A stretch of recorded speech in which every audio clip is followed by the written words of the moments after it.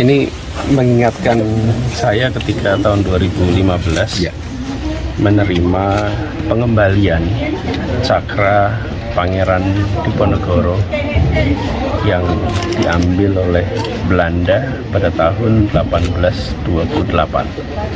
Kemudian pada tahun 2015 dikembalikan ke Indonesia dan kami mendapatkan kehormatan untuk mewakili pemerintah dan rakyat Indonesia menerima cakra itu kembali.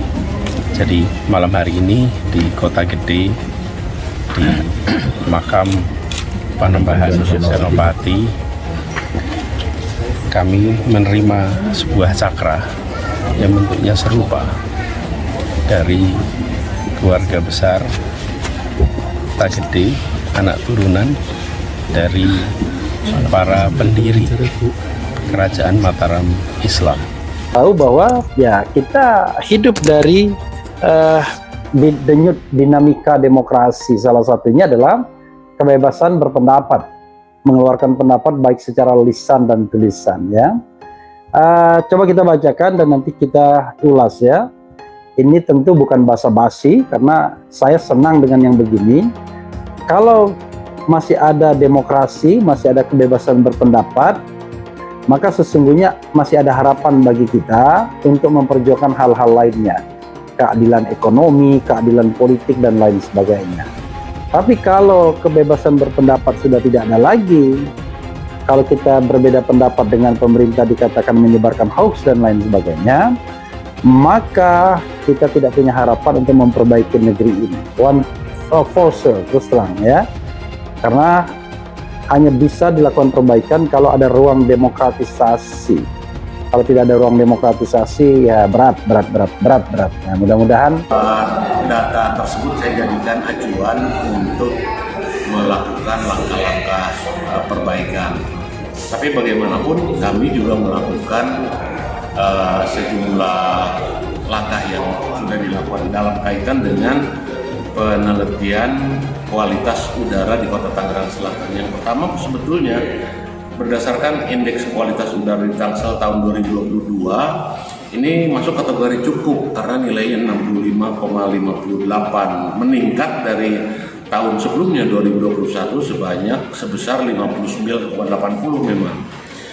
Kemudian yang kedua, kualitas udara di Tangsel kalaupun terjadi penurunan kualitasnya itu lebih disebabkan karena terjadinya peningkatan volume kendaraan, kemudian terjadinya pembakaran sampah pada beberapa tempat. Ini adalah sebuah amanah yang kami emban, simbolik sifatnya, dan mengirimkan dua kata kunci yang tertulis di cakra ini, yaitu Ar-Rahman dan Al-Malik, yang mudah-mudahan sifat dari Ar-Rahman bisa terus kami jaga. Sebagaimana kemarin ketika bertugas di Jakarta, tidak dibedakan siapapun mendapatkan perlakuan yang sama, dan bagaimana kewenangan yang diembankan itu dipakai sebanyak-banyaknya untuk bisa menghadirkan keadilan di masyarakat. Kepada keluarga besar masyarakat Kota Gede, kami menyampaikan terima kasih atas kepercayaan ini. Insya Allah ini menjadi tambahan semangat kepada semua bahwa ikhtiar kita bukan sekedar tentang satu orang, bukan tentang sekedar satu kelompok. Ia mengungkit bahwa kritik tak perlu menjadi batasan dalam melakukan silaturahmi. Buktinya adalah ia bahkan berteman dengan sosok yang mengkritiknya tersebut. Akhirnya ia mengatakan bahwa dengan ini kritik tak perlu dilaporkan. Hal ini muncul setelah ramainya pelaporan terhadap sosok dari Rocky Gerung. Ucapan Anies terlihat seperti sindiran yang diberikan untuk sejumlah relawan dari Presiden Joko Widodo alias Jokowi. Arah ini diamini oleh simpatisannya seperti sosok dari Eko Widodo. Ia mengatakan kritik merupakan bagian dari iklim demokrasi dan harus dijaga penuh di Indonesia. Anies tidak setuju rakyat kritik dilaporkan, iklim demokrasi harus dijaga. Rakyat tidak boleh takut bicara kebenaran, jelasnya. Ya, sahabat sekalian, terus terang ya, kalau pemimpin seperti ini ya tentu membahagiakan bagi kita semua. Why? Ya, begini.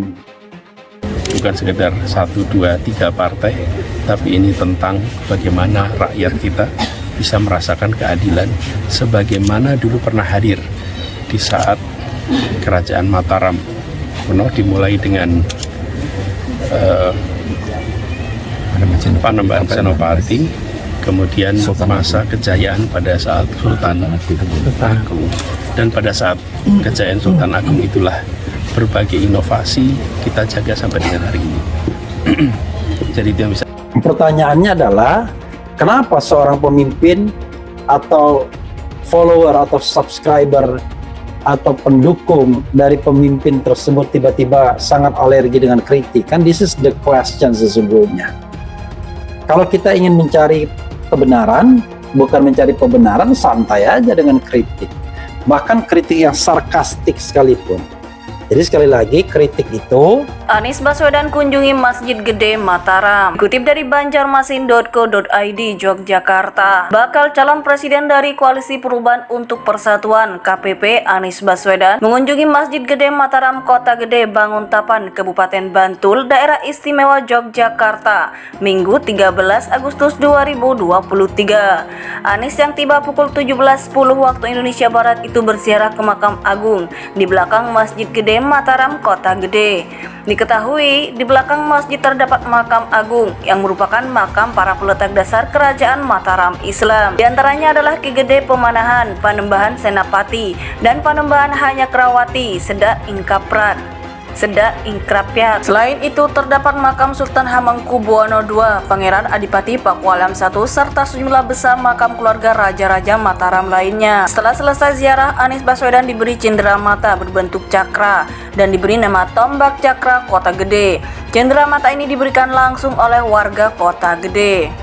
Karena kami adalah masyarakat Islam di Kota Gede, tombak ini kami beri Asmaul Husna, yaitu pertama Ar-Rahman dan Al-Malik, ujar pria Salim warga Kota Gede saat memberikan cenderamata kepada Anies Baswedan setelah ziarah. Pria menjelaskan maksud dan tujuan pemberian cenderamata berupa tombak cakra gede ini adalah sebagai bentuk harapan kepada Anies Baswedan agar dapat mencapai kedudukan tertinggi. Pria mengatakan tombak cakra Kota Gede ini baru saja dibuat oleh warga sekitar Kota Gede. Baru saja kami bikin, cenderamata asli bikinan kami sendiri, kata dia. Sementara Anies menyampaikan terima kasih karena telah diberi amanah oleh warga Kota Gede untuk menggenggam cakra dari masyarakat Kota Gede. Kita ketahui di tempat inilah sejarah pemerintahan Mataram Islam di Tanah Jawa yang sampai sekarang keturunannya masih meneruskan, kata Anies. Anies merupakan bakal calon presiden yang didukung Partai Nasdem, Partai Keadilan Sejahtera, PKS, dan Partai Demokrat. Ketiga partai tersebut tergabung dalam KPP.